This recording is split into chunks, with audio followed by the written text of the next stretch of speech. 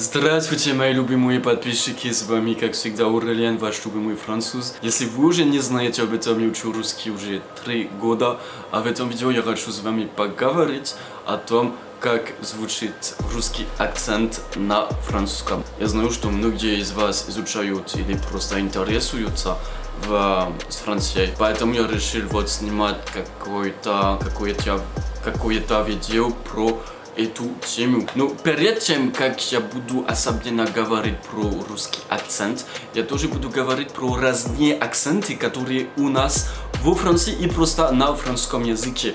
Да, потому что не только во Франции говорят по-французски, у нас тоже вот в многих странах, в Африке, в Бельгии, в Швейцарии, в Канаде и также в Америке. Поэтому я надеюсь, что это будет интересно для вас узнать про эти разные акценты. Французский, который вы изучаете в школе, в университете, это будет типичный французский язык, который говорят в Париже или в Нормандии, например, в Британии, на севере тоже Франции. Вот. Ну, например, на юге Франции есть совершенно другой акцент. И он для меня звучит довольно больше агрессивный, чем французский, типа типичный французский язык. К сожалению, в изучении иностранных языков я очень нехорошо могу изучать типа хорошие произношения, и так что я нехорошо могу говорить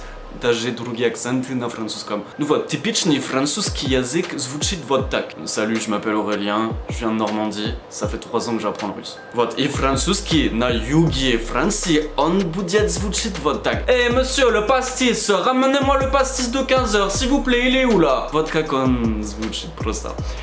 Есть очень много шутки про этот акцент, потому что он реально звучит как-то ты работаешь в мафии, не знаю. Сейчас я живу в Бордо, а здесь у них нет типа другой акцент, но он говорит как-то другие слова по своему. Например, наверное, вы знаете, что такое pain au chocolat. Это что мы говорим везде во Франции, но только в Бордо не говорят шоколадин. А мы очень часто шутим об этом, потому что это просто звучит очень смешно для нас. Но даже в Париже они говорят какие-то выражения, которые они только что говорят в Париже. А если вы уже не знаете об этом, во Франции не очень любят парижане, они типа очень высокомерные, типа я живу в Париже, я самый лучший.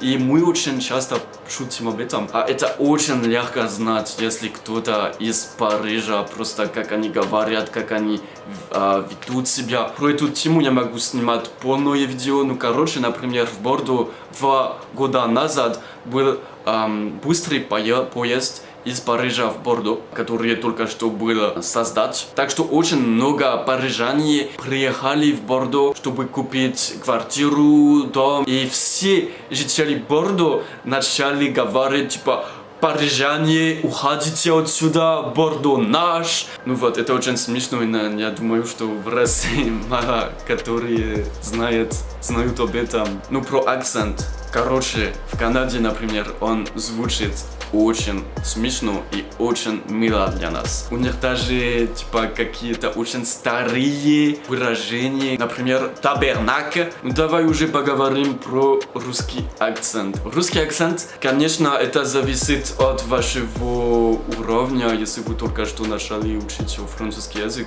вы, наверное, будете говорить все слова все буквы в каждых словах. Ну, конечно, это неправильно, это будет даже звучит непонятно. Ну, я знаю, что в русском языке мы говорим все буквы в каждом слове, но на французском это не так. Еще раз, мы просто говорим, у нас какие-то правила, я не знаю, почему они существуют, но это просто так. Например, мое имя, я знаю, что он очень сложно выговорить для иностранцев. Вот, Aurélien, просто попробуйте их его прочитать, это, наверное, будет невозможно. Ну, все хорошо. Сначала это будет очень тяжело вас поймут. Но это как и на всех языках. Например, меня иногда не понимают. Но я хочу сказать, что даже если вы только что начали учить французский язык, не боитесь сделать ошибки даже в произношении. Это вот как вы будете лучше и лучше говорить по-французски. Я знаю, что я очень часто ошибаюсь на русском.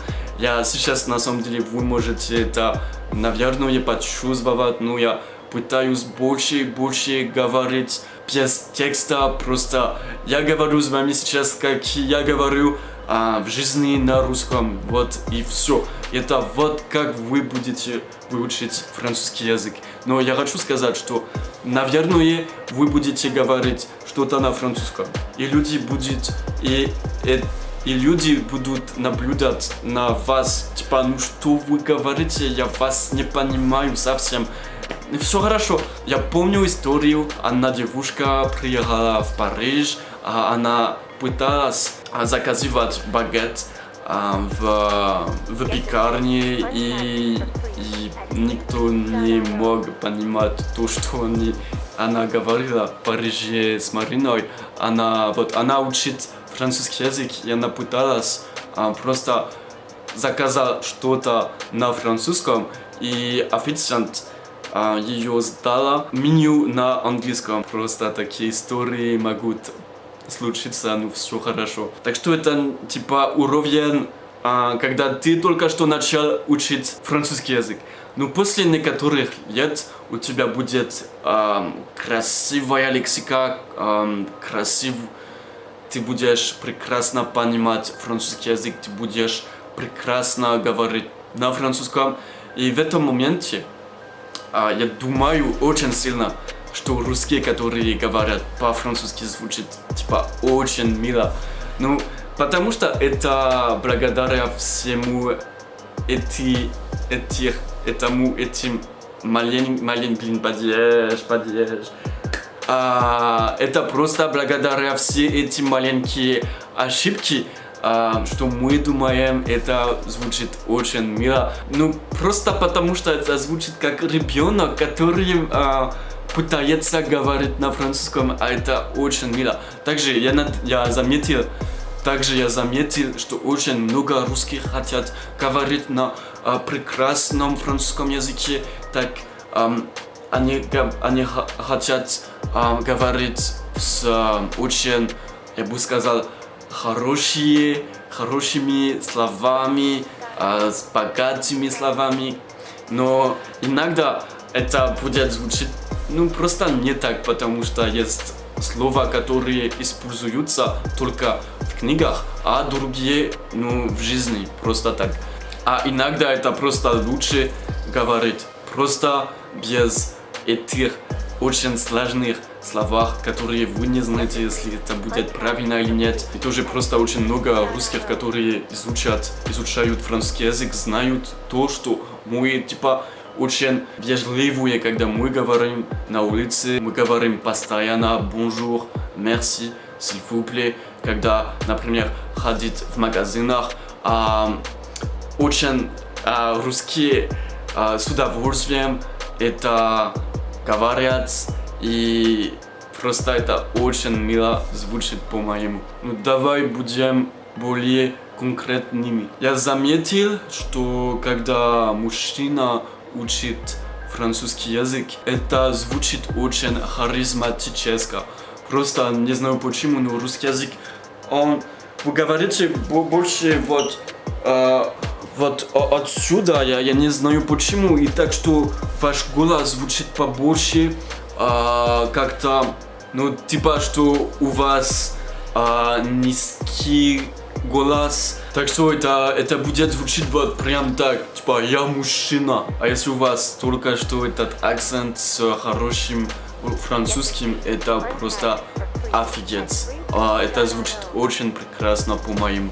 А про девушек я уже говорил, что это зависит от девушки. Иногда это будет звучить очень приятно, очень мило, но другой раз это будет звучать, извините, ну как мужчина. Не знаю почему, но это просто так. У меня здесь подруга, я не буду говорить, как ее зовут, но она уже жила 5 лет во Франции, в Бордо, даже больше, я думаю, и она говорит прекрасно по-французски, очень прекрасно, но, к сожалению, у него как-то этот мужской голос, это звучит не очень просто так.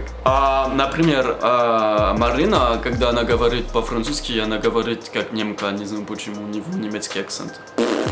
Она русская, но говорит по-французски с немецким акцентом. Она также один раз она приехала в магазин и просто, как сказать, кассир спрашивала ее, если она немка или нет. Ну вот, я пытаюсь сейчас вас показать, как звучит типичный русский акцент на французском. Bonjour, je m'appelle Ivan, je suis de Russie, j'aime beaucoup parler le français. Ну что очень сложно для русских, это выговаривать типа «ü», это звук «ü», «у».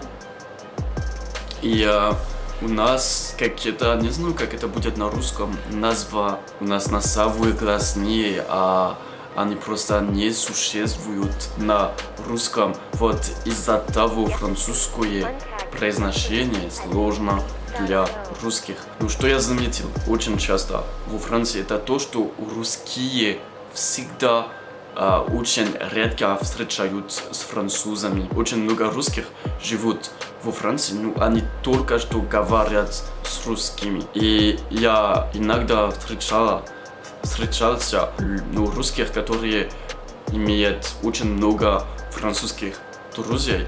И вот эти русские говорят по-французски без акцента. Я могу это понимать, но я думаю, что это реально печально. Если вы живете во Франции и вы говорите только что с русскими, так что почему жить здесь? Я этого реально не понимаю. Да, это может быть сложно, это другая культура. Так что, мои дорогие друзья, спасибо за просмотр. Если вам понравилось это видео, подписывайтесь на мой канал. Также подписывайтесь на мой инстаграм, если вы хотите узнать побольше обо мне, побольше о моих путешествиях. Вот, это все. До свидания, пока, увидимся.